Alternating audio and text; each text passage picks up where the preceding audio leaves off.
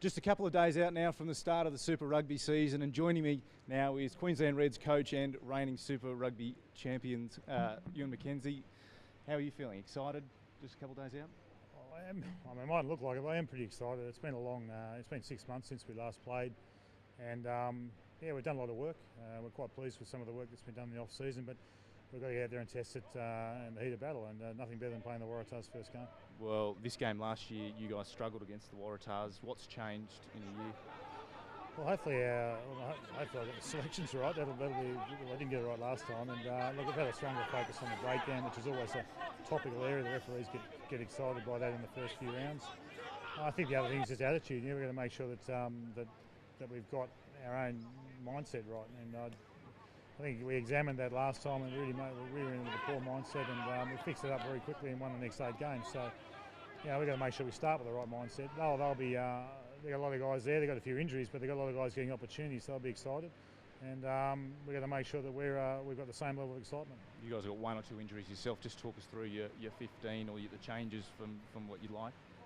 Yeah, well, obviously Quade was never going to play. Rod Davies is not quite there yet. He'll be available next week. Adam Wallace-Harrison's been a stalwart for us and a really good impact player. He's going to have an arthroscope on his knee, so he'll be out for maybe 4 weeks. Aiden Tua is not on hamstring, so we've got a couple of injuries there. Sayafinga has just got a mild syndesmosis, so he's going to miss the game too. So, every team's got damage. It's just the nature of the year. And there's no point in taking risks. So, someone like a Rocket could have probably played, but given the injury history, we want to really make sure he's right. So we'll save him for next week. So I think player management's a very important part of the week to week. Probably goes back to what you said probably at the start of pre-season training. You want 2 good players in every position. Well, I think the idea when you recruit is to try and have that, and obviously a little bit more than that because you can get some versatility out of some. But I think fundamentally, when you've got an injury, you've got to back the next guy, and I think that it adds a lot to the character of the group that player knows he's being backed by the coaches and by the other players to do the business. So if you avoid that player, and sometimes if you leave it till late in the week and wait for someone to come back, you don't really get the good preparation time when you're really telling the other player that you're not rating him. So I think we've tried to back our players the whole time, did it all last year, and I think it's worked for us.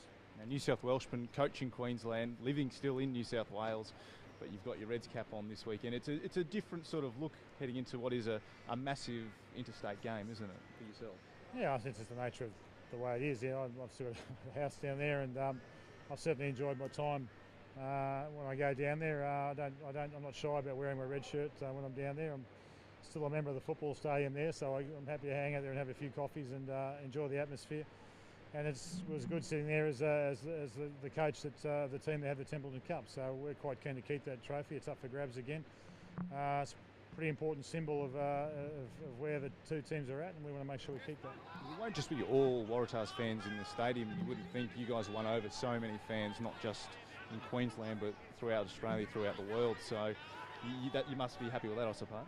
Yeah, I think the viewing audiences last year will prove that. And when we were playing, we had as many people in New South Wales watching us as were watching the Waratahs. So we were able to attract interest. Whether they support us, and that's another question, but they were definitely watching us. And we know from membership figures already, we've got 200-300 people have actually shelled out money to be a member of the Reds, even though they live in Sydney. So we're quite pleased about that. Now, plenty of people think you can't win without Quade Cooper. What do you say to them? Well, we've just won 2 trial games without him, so we've scored 9 tries to 2, so we're doing something right. We've got good players, and the team's never been designed to be about one player, so this is a good chance for us to prove it.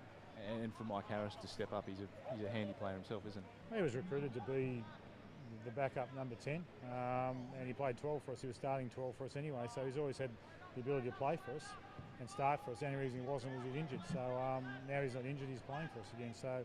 And he's in a role that he's very familiar with.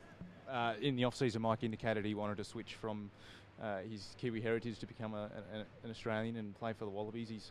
I guess this is his big chance to step up, isn't it?